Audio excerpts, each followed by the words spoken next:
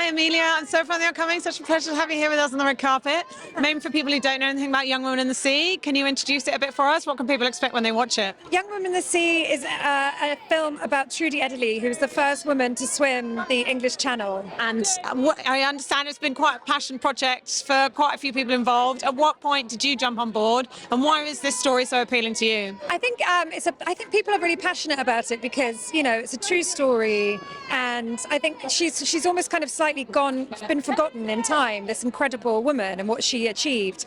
So I think everybody felt this real duty, I suppose, to tell her story and to kind of do her justice. And yeah, that was my main, I guess, inspiration, was always thinking about Trudy and the real woman and the fact that she did this, and trying to make the story as exciting as possible.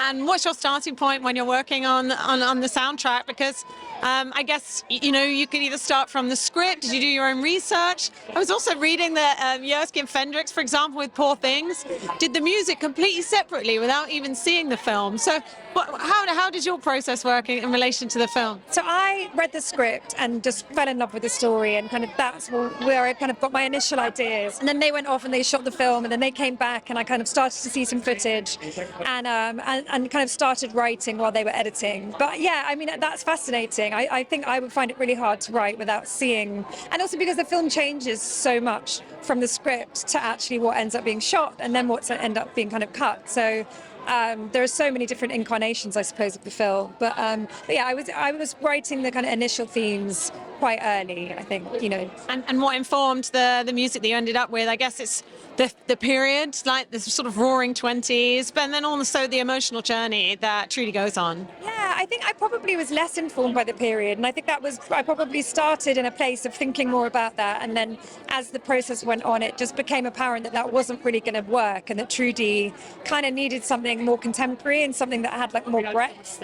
And I think she was quite forward-thinking and quite modern, so I think we ended up with quite a kind of contemporary score. But I definitely, the initial inspiration for me was thinking about the emotion of her and her family, and where they'd come from, and her relationship with her sister and her mother, and the fact that she didn't quite fit in, and she had this, and just her self-belief, and just wanting, I felt like there was so much emotion in the story, and so I really wanted to find music and a theme that could really convey that level of emotion. Seeing Daisy's absolutely phenomenal performance, and I guess the commitment to a role like this, the physicality of it as well as the emotional side. And what was it like seeing that up close? Well, I was just so impressed with everything she did. I mean, I just thought she was incredible, and her swimming was unbelievably beautiful and amazing. They ended up just using her, more than using the double, because her swimming she was just so impressive. I was really, her performance was just incredible, and I think she had such a honesty in her performance that I really responded to, and it was kind of a joy to write for her.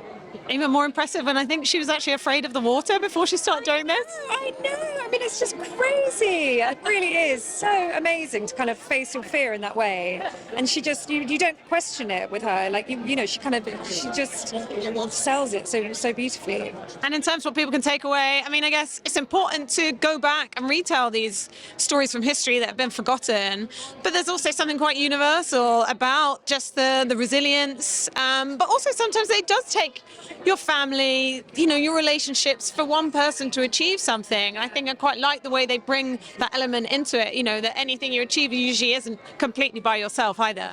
Totally. And I think it's also really important to kind of, she didn't do it the first time. And I think it's also that thing about like believing in yourself and being allowed to fail, and people still believing in you. And I think it's that real underdog story, of just like that self-belief and how powerful that can be. And no matter how many people tell you it's not possible, you can't do this, no one's done it before, or whatever it is, it's just like having the courage, I suppose, to actually do something unexpected. And I think that, I love that about the film. I think it's really inspirational. 100%. And very quickly, do you know what you're working on next? Have you got your next project underway? No, I don't know actually. Not sure.